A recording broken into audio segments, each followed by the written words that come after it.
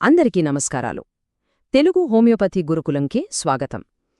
మన level 2 core concepts and ఆర్గనెన్స్ సిరీస్లో ఇది మన 25వ వివరణ. ఈరోజు మనం హోమియోపతికి ఒక రకంగా చెప్పాలంటే గుండెలాంటి లక్షణ సముదాయం అంటే టోటాలిటీ ఆఫ్ సిమ్టమ్స్ అనే చాలా ముఖ్యమైన కాన్సెప్ట్లోకి లోతుగా వెళ్దాం.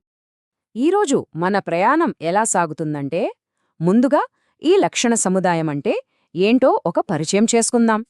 తర్వాత ఆ సంపూర్ణ చిత్రాన్ని ఎలా నిర్మించాలో చూస్తాం. ఇక మూడోది కరెక్ట్ మందును సెలెక్ట్ చేయడంలో దీని పాత్రేంటో తెలుసుకుంటాం. చివరగా ఈ మొత్తం చర్చలోని ముఖ్యమైన పాయింట్స్ అన్నీ ఒకసారి రివైజ్ చేసుకుందాం. సరే, మన మొదటి సెక్షన్ లక్షణ సముదాయం ఒక పరిచయం. అంటే ఇక్కడ మనం విడివిడిగా ఉండే లక్షణాలను చూసి వదిలేయకుండా వాటన్నింటినీ కలిపి ఒక రోగి యొక్క పూర్తి స్వరూపాన్ని ఎలా అర్థం చేసుకోవాలో నేర్చుకుంటాం. మనకు ఇదివరకే తెలుసు లక్షణాలను ఎలా వర్గీకరించాలి, వాటిలో వేటికి ఎక్కువ ఇంపార్టెన్స్ ఇవ్వాలి, అలాగే జనరల్స్ అంటే ఏంటి, పర్టిక్యులర్స్ అంటే ఏంటో కూడా మనం నేర్చుకున్నాం. ఇవన్నీ మనకు బేసిక్స్ అన్నమాట.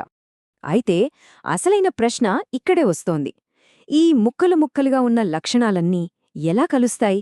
వీటన్నిటినీ ఒకచోట చేర్చి ఒక అర్థవంతమైన రూపం ఎలా ఇవ్వాలి? ఆ ప్రశ్నకు సమాధానమే ఈరోజు మనం తెలుసుకోబోతున్నాం. ఇప్పుడు మన రెండో విభాగానికి వద్దాం, సంపూర్ణ చిత్రాన్ని నిర్మించడం. ఇక్కడ ఒక విషయం బాగా గుర్తుపెట్టుకోవాలి. మనం లక్షణాలను ఒక లిస్టులా రాయట్లేదు, వాటిలోంచి ఒక ప్రతిబింబాన్ని చూస్తున్నాం. మన గురువు మాస్టర్ హానెమన్ చెప్పిన మాటది. వ్యాధి యొక్క అంతర్గత సారం బయటకు ప్రతిబింబించే చిత్రమే లక్షణ సముదాయం. సింపుల్గా చెప్పాలంటే మన కంటికి కనిపించని అసలైన జబ్బు ఈ లక్షణాల రూపంలో మన ముందుకొచ్చి నేనిక్కడున్నాను అని చూపిస్తుందన్నమాట.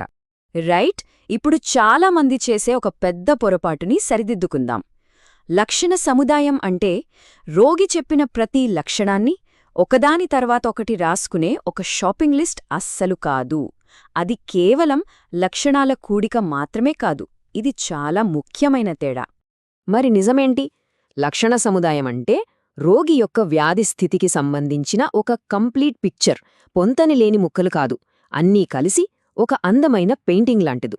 మరి ఈ కంప్లీట్ పిక్చర్ని ఎలా గీయాలి?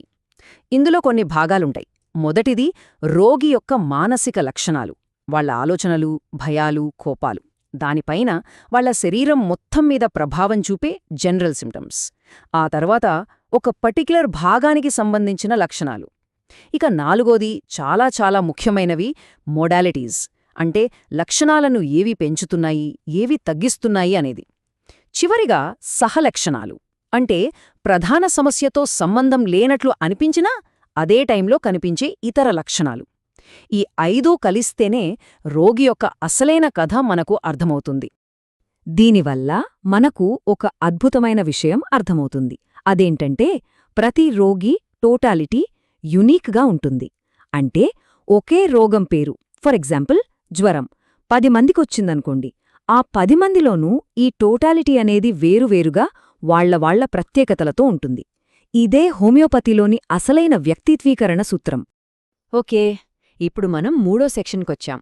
ఔషధాన్ని ఎంచుకోవడంలో దీని పాత్రేంటి? ఇంతసేపు మనం నేర్చుకున్న ఈ థియరీ ప్రాక్టికల్గా ఎలా ఉపయోగపడుతుంది? సింపుల్గా చెప్పాలంటే సరైన మందును కనుక్కోవడానికి ఇది ఒక్కటే దారి. మనం ఇంత కష్టపడి ఈ సంపూర్ణ చిత్రాన్ని, ఈ టోటాలిటీని ఎందుకు నిర్మిస్తున్నామంటే దానికి పర్ఫెక్ట్గా సరిపోయే మందును వెతకడానికి. రోగి యొక్క లక్షణ సముదాయం ఒక తాళం అనుకుంటే మనం ఇచ్చే మందు దానికి సరిగ్గా సరిపోయే తాళం చెవిలా ఉండాలి. ఆ రెండూ మ్యాచ్ అయినప్పుడే కదా స్వస్థత అనే డోర్ ఓపెన్ అవుతుంది.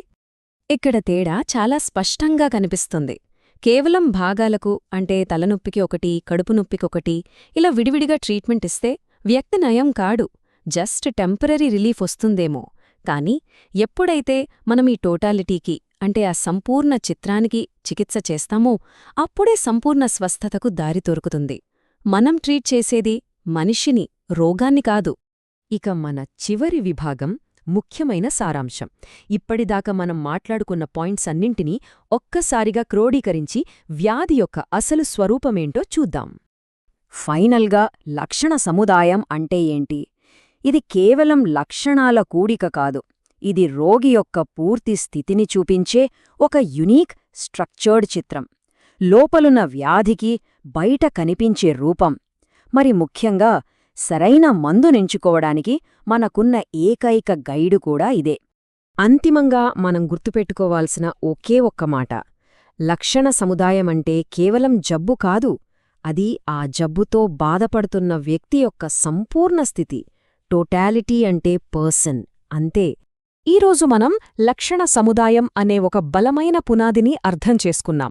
నెక్స్ట్ టైం ఈ చిత్రాన్ని నిర్మించడంలో అత్యంత కీలకమైన మొడాలిటీస్ ప్రాముఖ్యత గురించి మాట్లాడుకుందాం. ఒకే ఒక చిన్న విషయం, అంటే ఎండలోకి వెళితే తలనొప్పి పెరగడం లాంటిది మొత్తం ప్రిస్క్రిప్షన్నే ఎలా మార్చేయగలదు? ఈ ఆసక్తికరమైన విషయం గురించి తర్వాతి వివరణలో చూద్దాం. అంతవరకు సెలవు.